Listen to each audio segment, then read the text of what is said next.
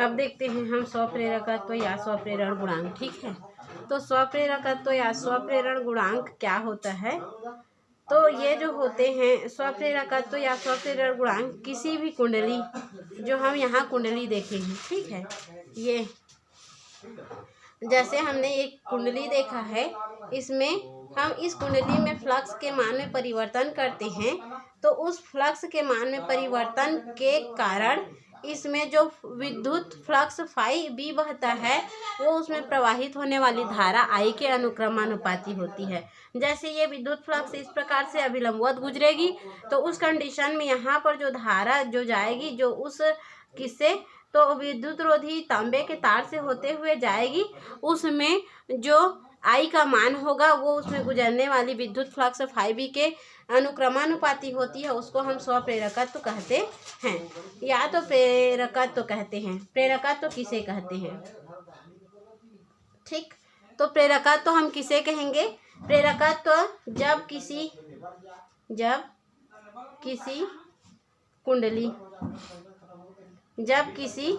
कुंडली के बद्ध चुंबकीय फ्लक्स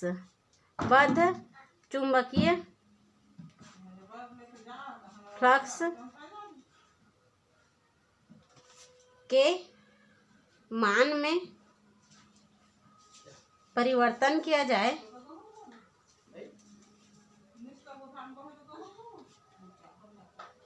तब उस पर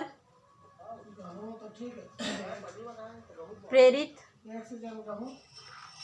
धारा आई के अनुक्रमानुपाती होती है।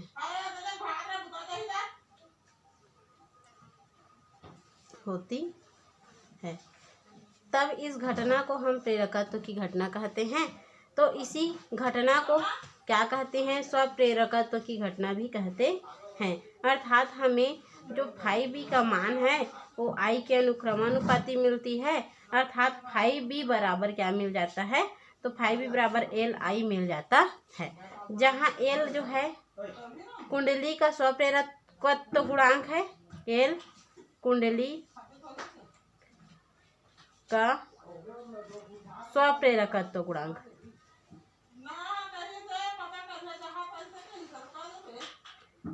तथा आई प्रेरित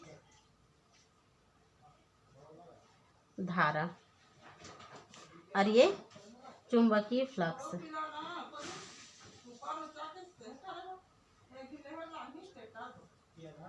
ठीक, तो इस प्रकार हम देख लिए इतना कि फाई बी अनुक्रमानुपाती होते हैं आई के, जहाँ उस अनुक्रमानुपाती को हटाते हैं तो एल कोई नियतांक लेते हैं, जहाँ पर एल एक नियतांक होता है जो कि स्वप्रेरकत्व नियतांक या गुणांक कहलाता है, जिसमें यदि हम उसको आगे देखें तो इसके लिए उस डेरिवेशन को आगे करने के लिए हम इस डायग्राम का यूज़ कर लेते हैं।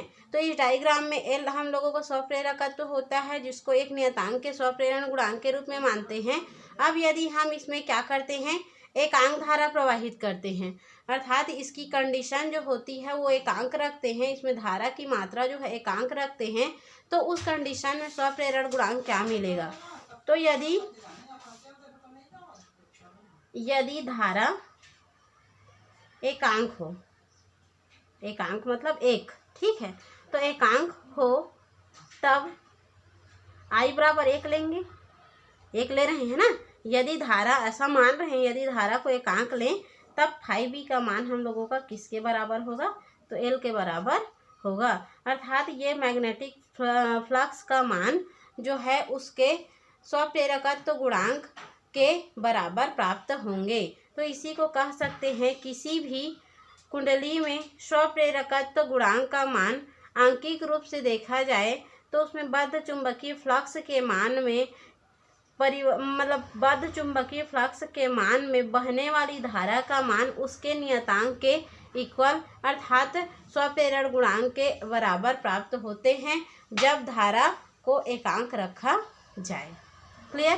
तो उस कंडीशन में हम लोगों को अब देखते हैं हम, तो ये जो है विद्युत चुंबकीय फ्लक्स देख लिए, फाई बी बराबर एल मिल गया। तो इसको दे देना है इक्वेशन नंबर फर्स्ट। ठीक है, अब इसमें हम लोग लगाएंगे फैराडे का जो विद्युत चुंबकीय प्रेरण का नियम है। तो फैराडे का विद्युत चुंबकीय प्रेरण के नियम में हमने क्या पढ़ा कल? तो कल हमने पढ़ा प्रेरित विद्युत वाहक बल बराबर होता है ऋणात्मक मान चुंबकीय फ्लक्स के मान में ऋणात्मक और साथ ही साथ उसके समय में कुछ परिवर्तन। तो प्रेरित विद्युत वाहक बल का मान क्या पढ़े हैं हम लोग कल?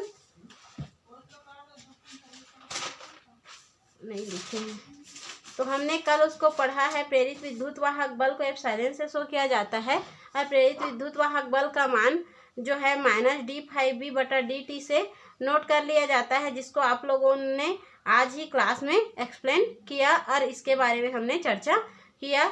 जहाँ φb का मान जो होता है -d/dt को हम लोग एज इट इज रख देते हैं और φb का मान हम लोगों को क्या मिला है? Li मिला है, उसको रख दिए। ठीक है, तो उस कंडीशन में L जो है एक नियतांक की भांति कार्य करेगा, कांस्टेंट है तो आ जाता है di/dt।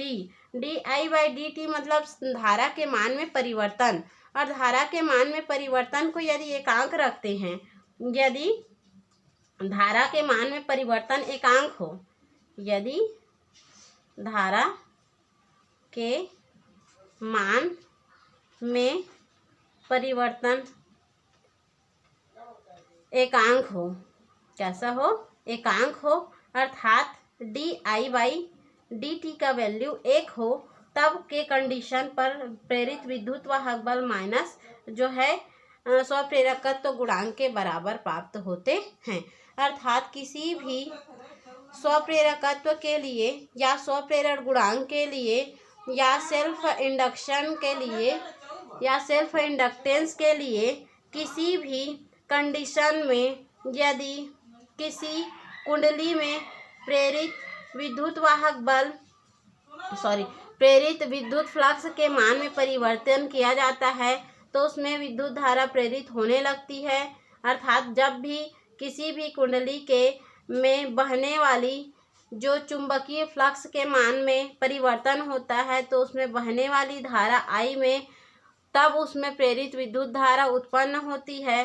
अर्थात उस कंडीशन में जो प्रेरित विद्युत वाहक बल है वो उस धारा I के अनुक्रमानुपाती होते हैं, तो उसको प्रेरकत्व का कंडीशन कहते हैं। ठीक है, अर्थात φb अनुक्रमानुपाती I होते हैं। φb बराबर Li हो गया, जहाँ L कुंडली का स्वप्रेरण गुणांक होता है, या तो इसी को स्वप्रेरकत्व गुणांक भी कहते हैं, और I जो है उसमें प्रेरित धारा होते हैं। ठीक है, जब उसमें विद्युत वाहक बल देखते हैं तो विद्युत वाहक बल का मान d∅b/dt के बराबर होते हैं। φb का मान हम समीकरण यहाँ से रख देते हैं तो हम लोगों को मिल जाता है -L di/dt, और di/dt को यदि एकांक मानते हैं तो प्रेरित विद्युत वाहक बल का मान उसके स्वप्रेरण गुणांक के ऋणात्मक मान के बराबर प्राप्त हो जाते हैं। इसकी मात्रा की बात करें तो ये आप लोगों का क्या होगा? होमवर्क होगा। इसका मात्रा का आप लोगों को निकाल कर बताना रहेगा। ठीक है, और साथ ही साथ इसकी विमीय सूत्र, क्या विमीय सूत्र, तो मात्रा का विमीय सूत्र होमवर्क है, बिकॉज ये आप लोगों को 11वीं क्लास में पूर्ण रूप से एक यूनिट बना हुआ था जिसको आप लोगों ने अच्छे से पढ़ा होगा। क्लियर?